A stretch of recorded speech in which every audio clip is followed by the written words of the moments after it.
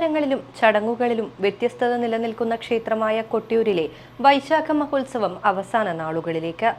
ഭക്തജനലക്ഷങ്ങൾ ഒഴുകിയെത്തിയ സന്നിധിയിൽ ആളും ആരവവും ഒഴിഞ്ഞു. കൊട്ടിയൂരിൽ ഇനി നിഗൂഢ പൂജകൾ. അക്കരെ കൊട്ടിയൂരിൽ നിന്നും സ്ത്രീകളും ഗജവീരന്മാരും വിശേഷവാദ്യക്കാരും മടങ്ങി.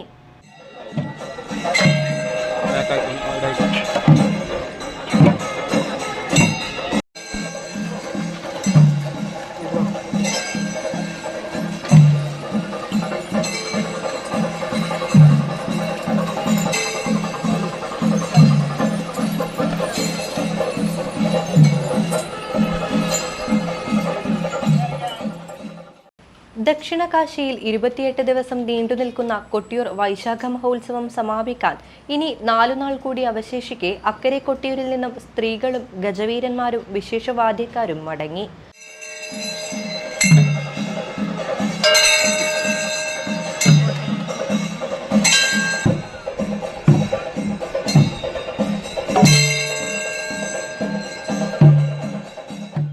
ഉത്സവ നഗരിയിൽ നിന്ന് അറിയിപ്പ് ലഭിച്ചതോടെ പെരുമാളിനെ വണങ്ങി ആയിരക്കണക്കിന് സ്ത്രീകൾ മഹോത്സവ നഗരിയോട് വിടവാങ്ങി.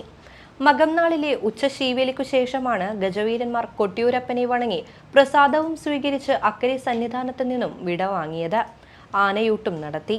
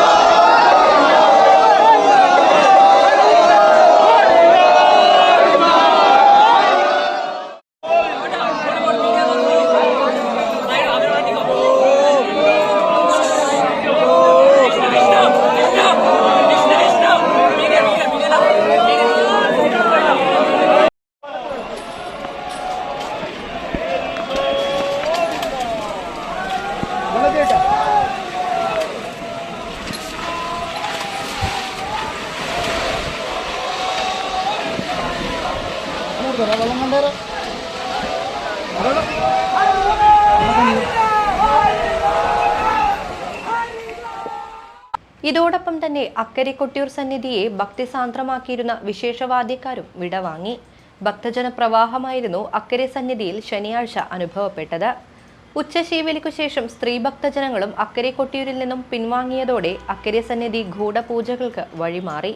മുഴക്കുന്ന് നല്ലൂരിൽ നിന്നും സ്ഥാനികർ എഴുന്നള്ളിച്ച കലങ്ങൾ അക്കരെ കൊട്ടിയൂരിൽ എത്തിച്ചതോടെ കലപൂജയ്ക്കുള്ള ഒരുക്കങ്ങൾ പൂർത്തിയായി.